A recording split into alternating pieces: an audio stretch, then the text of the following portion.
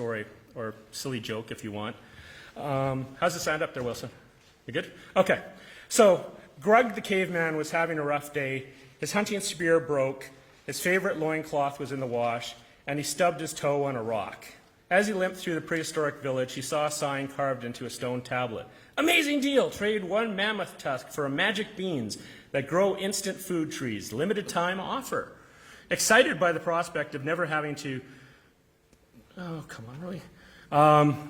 Never having to hunt again, Grug traded his prized mammoth tusk for a handful of pebbles painted to look like beans. As he planted the magic beans and waited for the instant food tree to grow, it finally dawned on him. He'd fallen from the oldest trick in the book, which coincidentally was the only trick in the book at the time, since it was the only book. Grug sighed and muttered, "Ugh, me should have known, if deal too good to be true, probably invented by sneaky snake oil salesman named Zog." And that, folks, is how the world's first scam and the world's first gullible consumer came to be. Probably not, but, sounded good at the time. So, on to the presentation. Fishing has nothing to do with putting a pole with a string in the water. We've seen these emails out there. There's actually a new one that I just heard about last night. What they do is through Marketplace, they sell, what was it? They buy a product. And so they transfer you the money. They send you an Interact link, and it mimics a real Interact payment link. You click on that link, you log in, you have now given them your website or your security login from your bank, and they'll clean you out. And it's just, it looks legit. And these types of scams are all over everywhere. And they use deceptive emails, websites, or text messages. We've seen the text messages, often impersonating legitimate companies or institutions like Interact. They aim to steal login credentials, financial information, or install malware. May use urgent language, limited time deal, or threats to prompt immediate action. Tech support scams. I remember my mom, when she first got a computer, she contacted me, and she was quite proud because somebody had phoned her and said that her computer had a problem. She says, "I don't trust them." And I go, "Good, Mom." So sometimes they'll pretend to be well-known tech companies. Sometimes it's Google. They may use pop-up warnings or cold calls to initiate contact. They attempt to gain remote control of your devices and often charge unnecessary services to steal sensitive information. This also brings up, although it may not, well, it is a tech support scam, I guess. One of the things I run is a BC Crime Watch page, and through that, there is a lot of stolen vehicles. And as soon as you post a stolen vehicle post, something happens. There's bots out there that will instantly post fake testimonials saying, right away, get your VIN number, contact this and this person, Hackso or whatever on Instagram, and they will help you find your car. It's a scam. I try to delete those as soon as they come. I block them. I put in keyword filters. They happen incredibly fast. There's no humans involved. It's all programming until you respond, and then there's a human involved that's going to steal your money. Identity theft involves stealing personal information like social security, social insurance numbers, credit card details. It can lead to fraudulent purchases, loan applications, or tax fraud may occur through data breaches, London Drugs, for example, phishing or physical theft of documents. So that brings up shred your documents if there's anything important, and even when it comes to your mail, empty your mailbox. If you're away on vacation, have somebody grab your mail, because it's easy for someone to steal your mail and then use the content of that mail to create another you. Can have long-lasting impacts on your credit scores and financial health. Social media profile cloning. This is sort of like identity theft, and I've seen this happen a lot. And I've done a video on it on Facebook. Basically, if your Facebook profile or whatever has all of your friends public, you are a target for a cloner. Because what they'll do is they'll take your pictures, they'll create another you, they'll send friend requests to all of your friends, and then once they gain their trust because they're you, or at least they appear to be you, they will try to scam them. They'll say, I need money Here's a great investment. You need to get this. I made lots of money. And because they think they're talking to a friend, they've got trust. So when it comes to social media profiles, hide your friends list, even to friends. I joke about how to the outside world, my Facebook friends list looks like I'm a social leper. I have no friends. Because initially I did it to protect them, and that's really what it comes down to, because it does protect them from being scammed. They use your public information and photos, and even if it comes to, say for example, here's one that I saw, and it leads into grandparent scam as well. Somebody posted a public picture of a child. Other people commented on that picture. Or even if it's not a child, if it's a picture of themselves, and suddenly there's hundreds of responses saying, oh, great picture, or congratulations on your graduation. The scammers, even if your friends list is private, can now see your friends because they've all commented on that post. They aim to deceive your friends, we know that. Can lead to financial scams, identity theft, or malware spread, which is another one. They'll send a video, and sometimes you see these videos on Facebook that say, oh my God, look at this video, if it's, on a crime thing, like if there's a murder or an assault, and they'll say, oh, look at this video, and it's not the video, it's a phishing expedition or malware that goes on your computer. They can use all platforms, Facebook, Instagram, LinkedIn, text messages, whatever. If they can get hold of you, they will.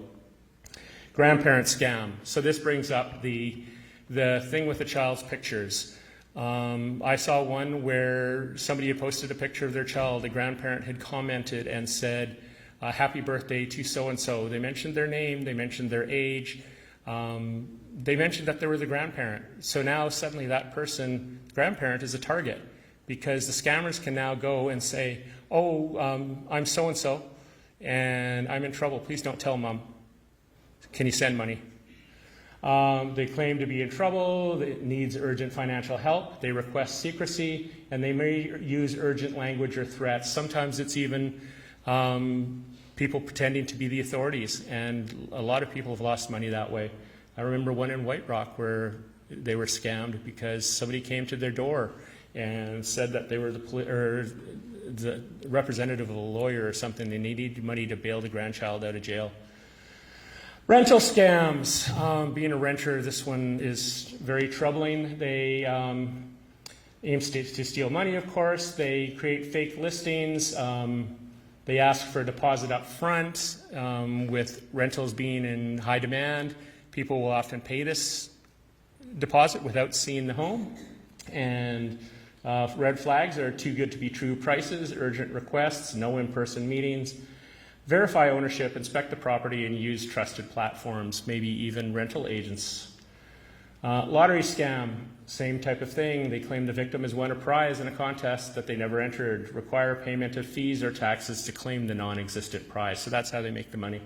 They often use official-looking documents or websites to appear legitimate. They can also ask for your banking information to transfer you the funds or even send you a fake e-transfer, which will give them your bank account information. Investment scams, promises high returns with little to no risk. There's a lot of Ponzi schemes out there still. Forex trading, real estate. They use professional-looking websites, appear legitimate, and they may pressure victims to act quickly. And again, that's a common thread. If there's pressure to act quickly and the deal is too good to be true, chances are it is. Romance scams. My brother-in-law was trapped with this one. 2 years, 24,000 USD. He thought he was married. He never met the lady. Well, it wasn't even a lady. I finally told him, look, it's not a, and this was when we went to Seattle because he actually flew to Seattle to meet this person. And on his way, got a message from the quote-unquote lawyer. Do not come. She can't have you into her apartment because it's too small, and there's a rule that says that she can't have visitors in her apartment, which is absolute bollocks. But FBI got involved, and he, I believe, is getting a lot of his money back. And there's random compliments from fake profiles. Another personal story. A friend of mine, a deceased friend of mine, his widow. I saw someone comment on one of her posts that said, "Oh, I've been following you, and I hope you don't find this too forward, but I really like how you say things." And, you know, obviously she's grieving, and, you know, she sees this comment from somebody who I think claimed to be a police officer or ex-military or something, a person of trust. And, you know, she's like, oh, thank you. And, you know, he's like, can I send you a friend request? I instantly sent her a message and said, this is a scammer. And it was easy to find out, because all you do is you search for those exact words and you'll come up with dozens and hundreds of identical posts of people saying, I really like what you say. And they try to build those emotional connections. They eventually ask for money, citing emergencies, travel expenses. My brother-in-law was scammed by her saying there was medical procedures that had to be done. It was life-saving. Wedding dress. Apparently he paid for a wedding dress. And they may persist for months or years. In his case, it was 2 years, causing significant financial and emotional damage. He was shattered by this, like absolutely shattered. Sextortion. We've heard these stories in the news. They target children. It's really sad. They talk them into sending intimate images, and even adults, and then they'll threaten to expose them. If this happens to you or anybody you know, contact the police. Don't be embarrassed. This happens to people all the time. There's nothing wrong with it. And it's exactly what you know, it wasn't a sextortion thing, but I told my brother-in-law the same thing. Don't feel bad.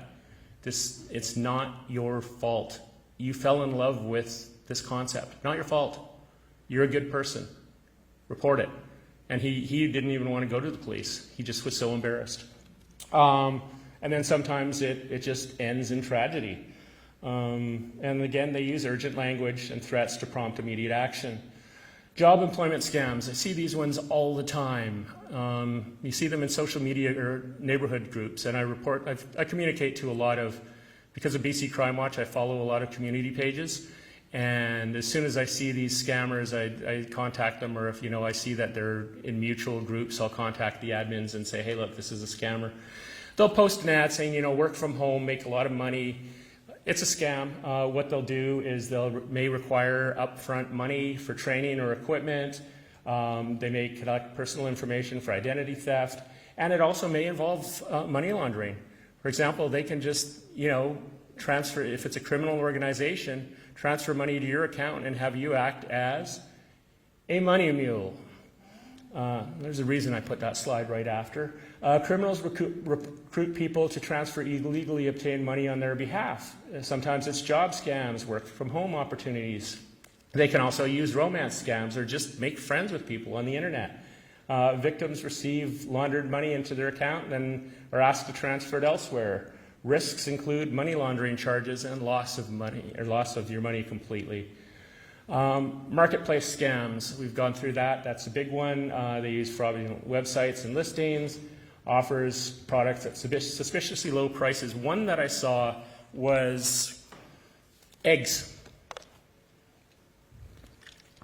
I paused for a minute there for a reason.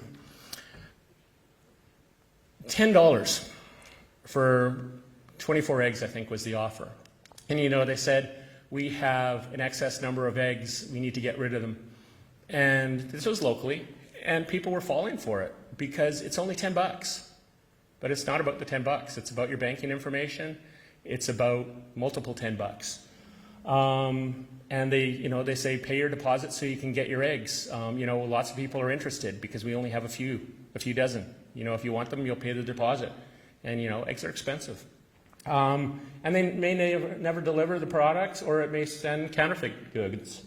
They can also involve gathering credit card information for fraud.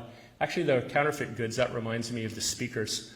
I don't know how many people remember those speakers that were being sold in parking lots. I almost fell for that. That was many years ago. Puppy scams, cute little pictures online. There's no puppy, and they will post these pictures all over the place. This is one of the reasons Facebook says they do not allow sales of animals. Actually, that's not the reason, but it's a good reason as well. They'll request payment via wire transfer or gift cards.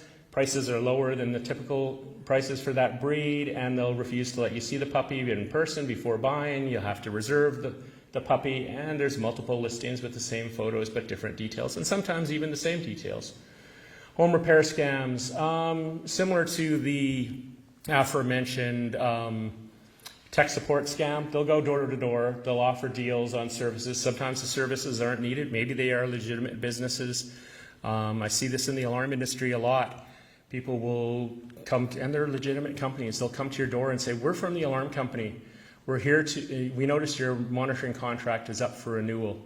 I've had them contact one of my customers in Delta with exactly that same thing. He contacted me immediately. He said, "Who is this person coming to my door? It's not you. Why are they coming, trying to get me to renew my contract?" It's not me, it's not from me, and it's from another company, and I won't mention their name.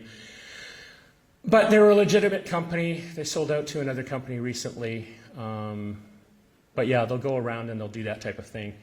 But you'll see it on furnace repairs, even roof repairs, and they'll take a deposit and they'll never show up.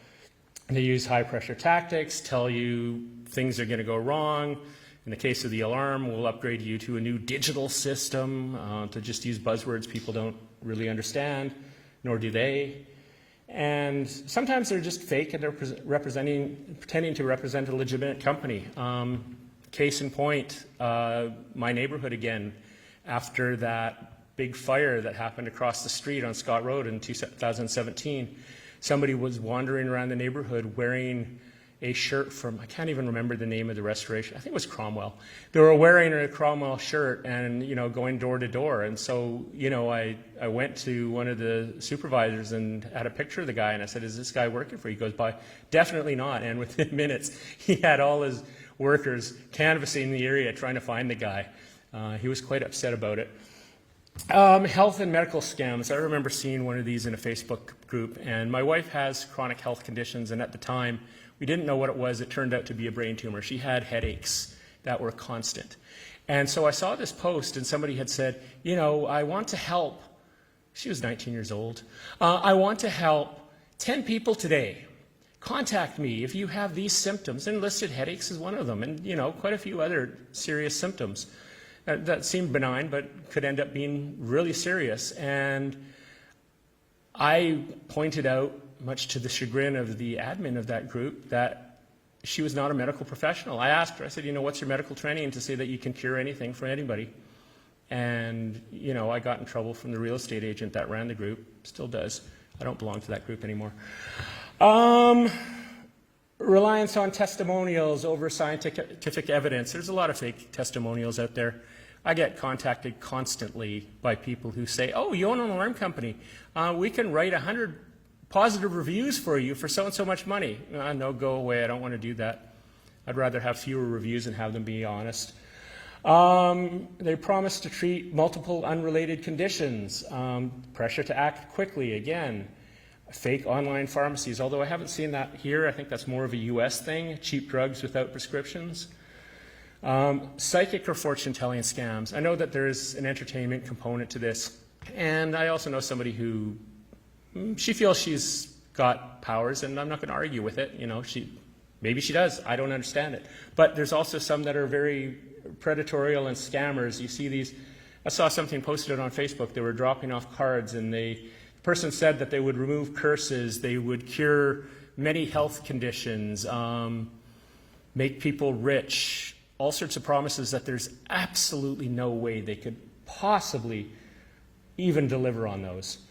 Tax scams, again, they'll just claim to be from the tax agency. Sometimes it's a text message, sometimes it's a phone call. I get them all the time where, this is the Internal Revenue Service. We're going to send the police after you. I have a klaxon horn just for that. I wait for the person to come online and then I blast this little air horn, and it gives me pleasure, twisted as it is. They often use threats of arrest or legal action to create urgency. They may demand payment of fake fines. They usually through gift cards or wire transfers. And some may even claim to have a tax return for you by a text message or phone call and say, go to this link to get your tax return. Government doesn't do that. I remember seeing that with COVID relief. There was tons of those texts going out. Debt collection scams, again the same thing. Aggressive phone calls claiming you owe money, using threats, exactly the same as the tax scam. Charity scams, so once again, any natural disaster that happens, people will take advantage of these charitable organizations be cautious. There are some legitimate organizations out there. You can contact them and they can verify whoever's canvassing, be it the United Way, Red Cross, or whatever the case may be. They pressure victims to donate immediately without proper verification, and they may provide fake tax receipts. ATM and point-of-sale skimming. I did about 3 videos of this on Facebook on BC Crime Watch. They basically put a fake cover on top of an existing point-of-sale machine, and sometimes it even includes the keypad. It looks real, and people will say, how does that happen? It's got to be an inside job. It can happen within seconds. I've got one video where a person was distracting someone, and then another person came and quickly popped the fake cover on top of the POS machine, and 3D printing technology makes it easy. And obviously leads to unauthorized withdrawals. Keep an eye on your credit card statement. And when I posted those videos, a lot of people said, oh, is TAP safe? No, TAP is a wireless technology. You put your card close to it, they've got a fake reader. An ESP32 chip is $15 for an expensive one, about $7. And somebody with a little bit of technical knowledge can program that thing to do anything from, run a camera, do home automation. They're a really cool chip. I played around with them. But they can also be used to read any type of technology. Apple Pay is apparently, they claim to be secure for that because of multiple verification. They're secure until they're not. So don't assume any tech is safe. Always keep an eye on your bank statements. As far as reporting fraud, it's a really long URL, which is French and English, but if you go to Google and search for Canadian Anti-Fraud Center, it'll come up. If you get a text fraud, it's really quite easy. Just forward the text to 7726, and you will get a verification text back saying thank you for reporting. I've done this multiple times. It works great. So really, that's about it. So any questions? Sure. What I learned about at CARB is that, especially during COVID, as a senior, movers were moving furniture for seniors and then holding it ransom. Yeah. $10,000. Oh, jeez. All from COVID, less now. Wow, that's kind of scary. Yeah, that's an interesting one. Yeah, I guess when people I can see it happening even outside of COVID. That just people are. Not much licensing for being a mover. Yeah, exactly. And there's a lot of moving companies are also money laundering fronts because it's I've heard of that before. I've known of some like that where the person running the thing was obviously a drug dealer, and they were using the moving business because it's all cash. They have to verify where the money is coming from, and it's really quite easy to say, oh, somebody paid me to move, and they paid me cash, and now the money is clean. So